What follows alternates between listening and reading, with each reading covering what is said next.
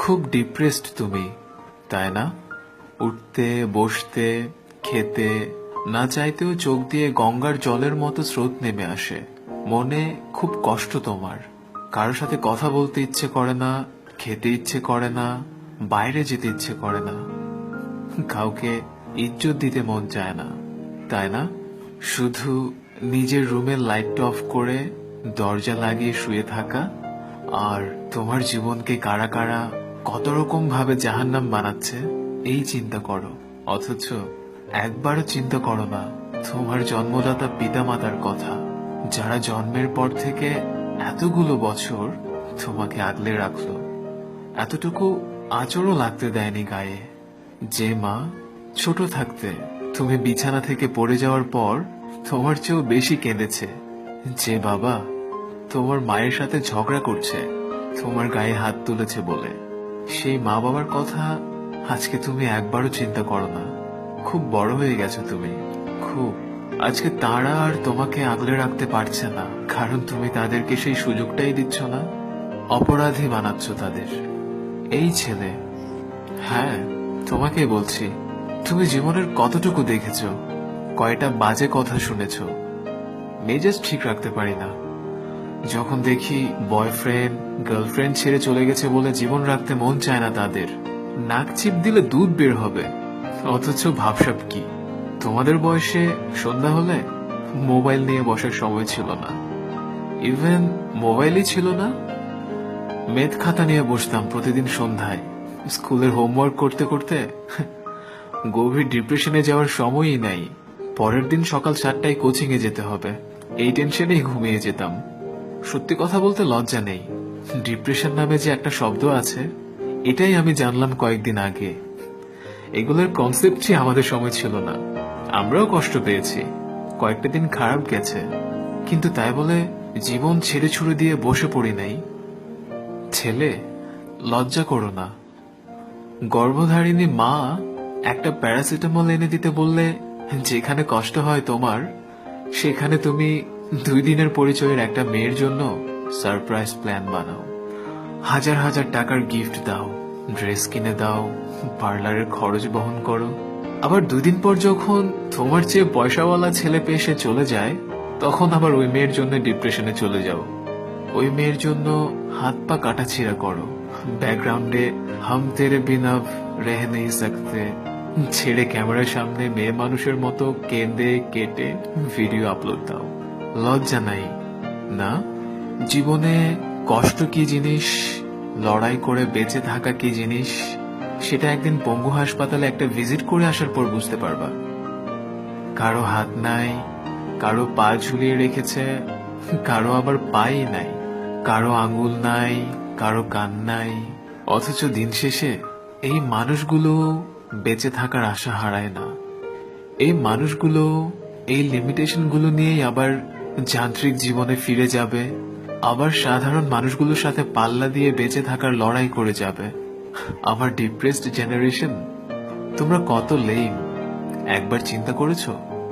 Depression কি জিনিস ওই বেকার ছেলেটাকে গিয়ে জিজ্ঞেস করো, যার দিকে পুরো একটা পরিবার তাকিয়ে, অথচ মাসের পর মাস রিজেক্ট হয়েই যাচ্ছে।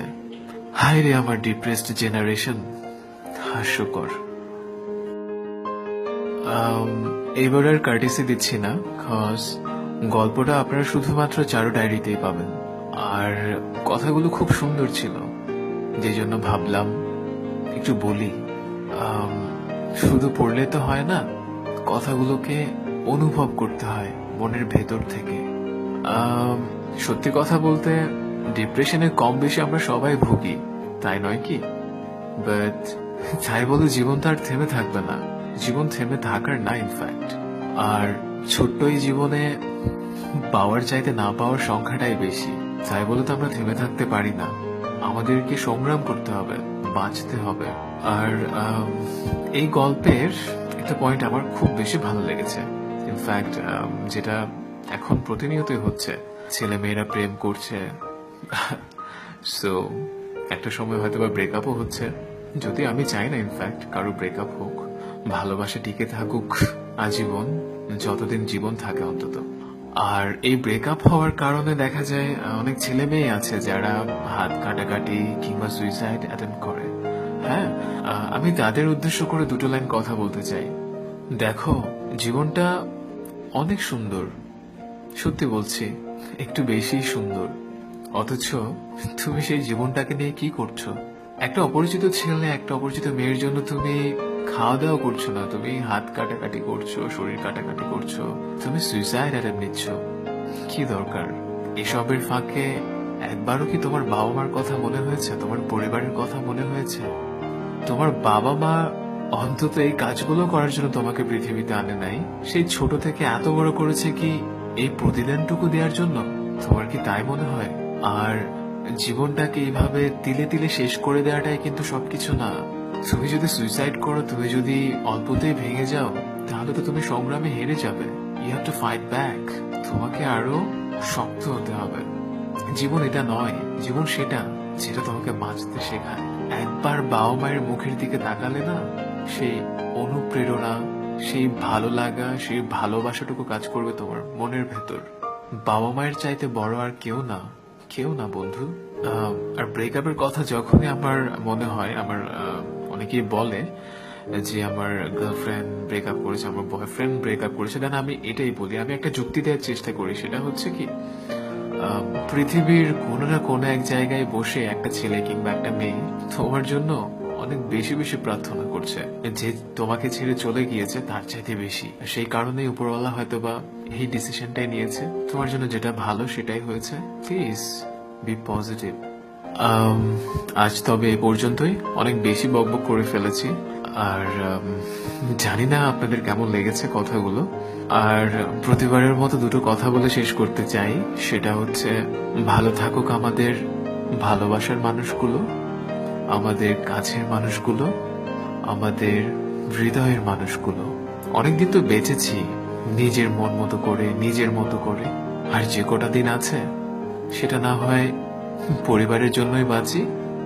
সে প্রত্যাশায় ভালো থাকুন সবাই। সবার জন্য অনেক অনেক শুভকামনা, আর সাথে ঈদ মোবারক।